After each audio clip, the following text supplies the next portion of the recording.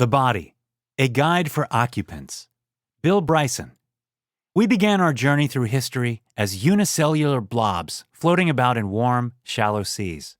Everything since then has been a long and interesting accident, but a pretty glorious one, too, writes Bill Bryson at the beginning of his book, The Body. Bryson is fascinated with the human body, and he writes about it from that perspective, trying to explain how it functions. Full of extraordinary facts about the processes happening within us, this book will make you appreciate and admire your existence even more. So, get ready to get to know your body better. How much would it cost to make a human? We all learned in biology classes what components our bodies consist of. Altogether, 59 elements make up a human body, and only 6 of them, carbon, oxygen, hydrogen, nitrogen, calcium, and phosphorus, make up 99.1% of it. Knowing this, is it possible to calculate how much it would cost to assemble all of these components and build a human? In 2013, chemists at the Cambridge Science Festival calculated that would be the price of an artificial replica of the actor Benedict Cumberbatch. The actor was the guest director of the festival that year and was, conveniently, a typically sized human. The biggest component in any human is oxygen, which mostly binds with hydrogen.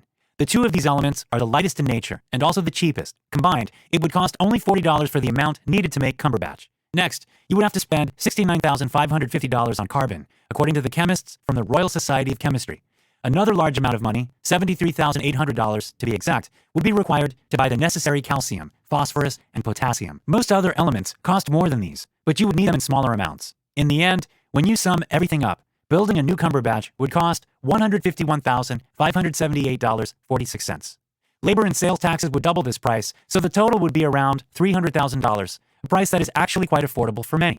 Of course, even if you had this money and gathered the best scientists in the world, they would never be able to create a human body in this way. Fascinatingly, our bodies run only on water and a few organic compounds. Yet, these compounds enable our bodies to work for 24 hours a day as we move, reproduce, love, hate, feel happiness, and experience sadness. Most of us take our bodies for granted without knowing what tasks they perform daily. Did you know that you blink 14,000 times a day? Or that your body makes 1 million red blood cells that keep you alive in 1 second? We should all take a moment and appreciate the glory of our existence. Conception and birth. How the new life begins. The only cells that ever leave the human body and explore other worlds are sperm cells. Once they enter the egg cell, the creation of new life begins. Many things regarding conception and birth are unclear. For example, scientists have not yet discovered whether the sperm, once expelled, moves randomly until it strikes, or whether the egg releases a chemical to draw it in. However easy it seems, the chances of successful fertilization from a single act of sex are quite small, only about 3%. In the past several decades, the odds for success have decreased, and more couples are seeking help in conceiving. Numerous studies have concluded that sperm counts in Western nations fell by more than 50% between 1973 and 2011. It is a mystery why this happened. Experts speculate about different causes, changes in diet, lifestyles, or the environment. Some even claim wearing tight pants is the reason. No one knows for sure. One intriguing paradox of reproduction is that women are having babies later, but preparing for it earlier, writes Bryson. The reproductive life of women begins quite early. A 20-week-old female fetus already has 6 million eggs inside her. As a woman ages, the number of eggs decreases. The moment of birth itself is miraculous, and is still unknown what triggers it.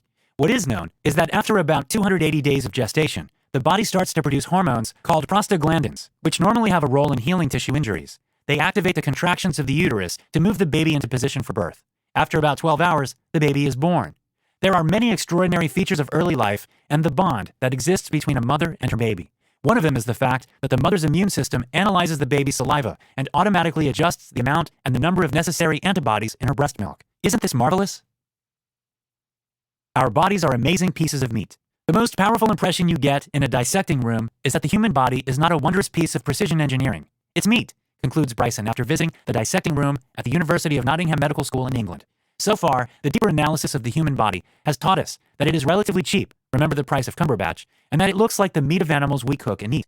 The flesh of a human arm, once the outer skin is removed, looks surprisingly like chicken or turkey, says the writer. The living body fascinates far more than the corpse. Once surgeons expose the inside of the body, you can see how the organs glisten and throb to keep us alive. Even if you don't have the opportunity to participate in surgeries, you marvel at the movement of external body parts. Consider, for example, all that the hand and wrist can do. Wave goodbye, turn a key into a lock, change a light bulb, take a lid off a jam jar. Many people try to commit suicide by cutting their wrists. Luckily, wrists are wrapped in a protective band, a facial sheath, which makes it hard to get to the arteries. On the other hand, it is also likely you will survive a fall from a considerable height, as legs, in the moment of impact, become a kind of crumple zone.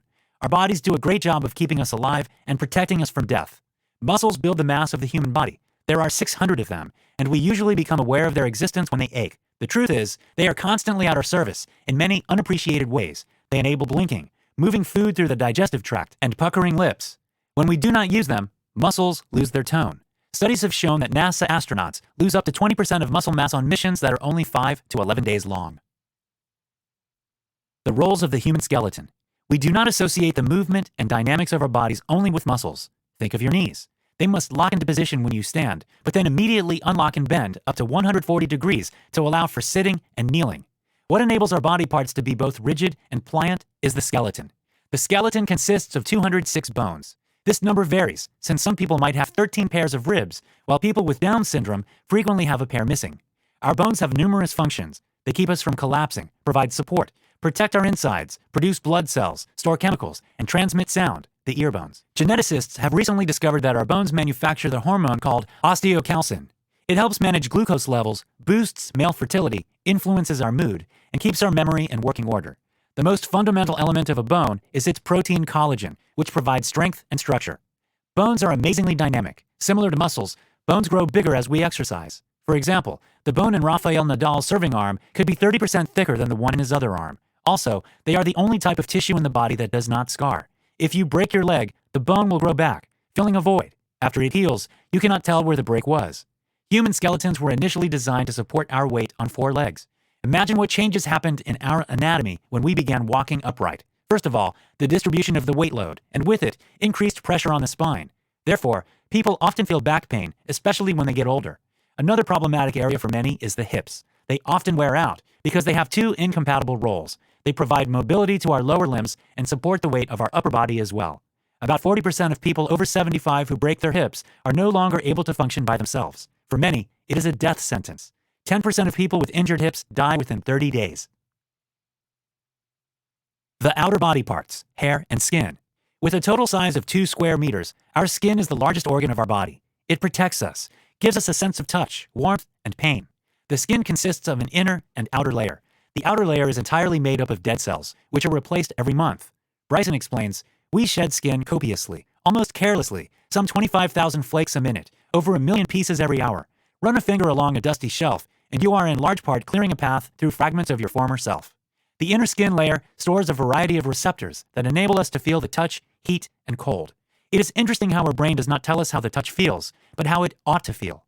That's why the caress of a lover feels wonderful, but the same touch by a stranger would feel creepy or horrible. Most of our skin is covered in hair. While hairless skin does not cover a wide surface of our bodies, lips, nipples, genitalia, and the bottoms of our hands and feet are the only body parts with no hair.